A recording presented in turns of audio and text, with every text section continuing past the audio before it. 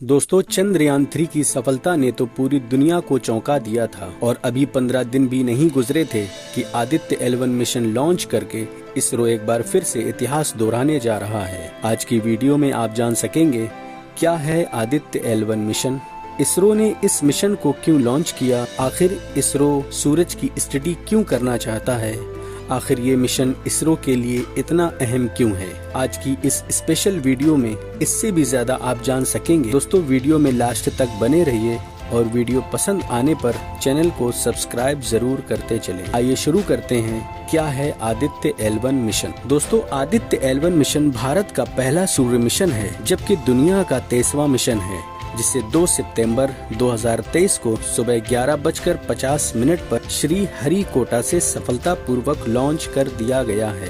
दोस्तों, इसरो ने Aditya L1 mission को सूरज की स्टडी के लिए लॉन्च किया है। इस मिशन में आदित्य L1 सूरज के टेम्परेचर और बहुत सारे रहस्यों की जानकारी कलेक्ट करेगा। आपको बताते चलें, चंद्रयान-3 मिशन में विक्रम लैंडर में 4 पेलोड और प्रज्ञान रोवर में 2 पेलोड इंस्टॉल किए गए थे।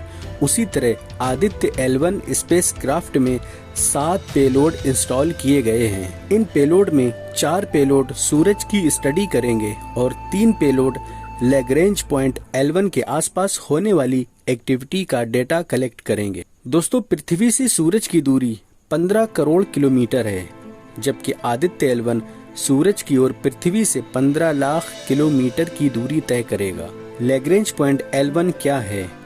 दोस्तों, आदित्य L1 15 लाख किलोमीटर दूर जिस मुकाम पर जाएगा, उस मुकाम को लैग्रेंज पॉइंट L1 कहते हैं, जो लैग्रेंज पॉइंट L1 के हेलो ऑर्बिट में चक्कर लगाकर सूरज की एक्टिविटी का डेटा कलेक्ट करेगा। दूसरे शब्दों में ये कह सकते हैं कि ये स्पेसक्राफ्ट सूरज से 14 करोड़ 85 लाख किलोमीटर दूर रहकर अपने मिशन को अंजाम देगा। अब सवाल ये बनता है कि लैग्रेंज पॉइंट L1 पर ही क्यों आदित्य L1 को भेजा गया है, जबकि स्पेस में सूरज और पृथ्वी के आसपास 5 लैग्रेंज पॉइंट हैं। आपको बताते चलें, लैग्रेंज पॉइंट L1 स्पेस में ऐसी कक्षा है, स्पेस में एक ऐसा पॉइंट है जहां से सूरज और पृथ्वी के बीच लगने वाला ग्रेविटेशनल फोर्स सेंट्रीफ्यूगल फोर्स के बराबर हो जाता है। आसान शब्दों में समझते हैं कि सूरज और पृथ्वी के बीच ऐसा पॉइंट है जहां से ना तो धरती आदित्य L1 को अपनी तरफ खींच सकती है और ना ही सूरज आदित्य L1 को अपनी तरफ खींच सकता है। उस पॉइंट पर ना तो पृथ्वी का ग्रेविटेशनल फोर्स काम करेगा और ना ही सूरज का, और ये पॉइंट पृथ्वी से 15 लाख किलोमीटर दूर, जिसे लैग्रेंज पॉइंट L1 कहते हैं। इस लैग्रेंज पॉइंट की खासियत ये है कि यहाँ के ग्रेविटेशनल फोर्स के बराबर होने की वजह से बिना किसी रुकावट के कम ईंधन पर ही आदित्य L1 अपने मिशन को अंजाम देता रहेगा।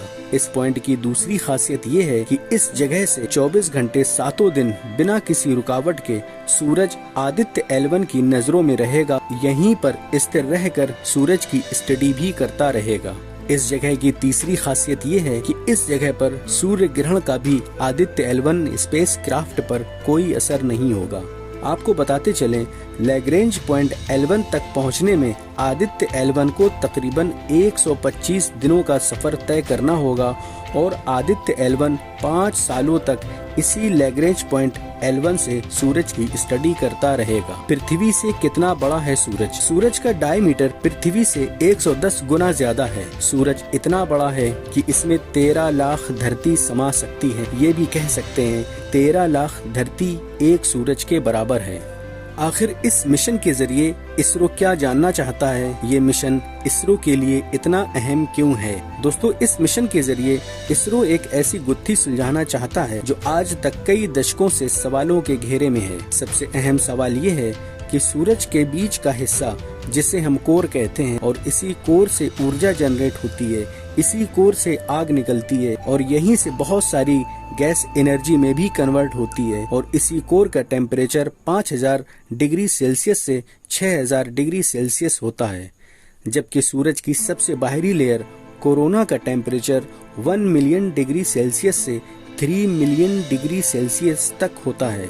आखिर ऐसा क्यों है कि जहां से सूरज की आग जनरेट हो रही है, वहां का टेम्परेचर सूरज की बाहरी लेयर कोरोना से इतना ज्यादा कम क्यों है। इस मिशन के जरिए इसरो सूरज की बाहरी 3 लेयर्स की स्टडी करेगा, जिसमें सबसे बाहरी कोरोना लेयर, फिर क्रोमोस्फेयर लेयर और इसके अंदर फोटोस्फेयर लेयर की स्टडी करेगा। सूरज का मैग्नेटिक फील्ड कैसे काम करता है और सूरज के चारों तरफ से आने वाली एनर्जी से स्पेस पर कैसा प्रभाव पड़ता है, और छोटे छोटे पार्टिकल्स सूरज से तेज धमाकों और स्टॉर्म की वजह से निकलते हैं, जिसे सोलर विंड या सोलर फ्लेयर कहते हैं। इन विंड से स्पेस पर कैसा प्रभाव पड़ता है, इसकी भी स्टडी करेगा। इस बात की भी स्टडी करेगा कि सूरज से निकलने वाली किरणें, ऊर्जा, पार्टिकल, मैग्नेटिक एनर्जी से पृथ्वी और स्पेस पर कितना नकारात्मक प्रभाव पड़ता है। दोस्तों, इस मिशन के माध्यम से इसरो इससे भी ज्यादा जानना चाहता है। उम्मीद करते हैं आज का कंटेंट पसंद आया होगा।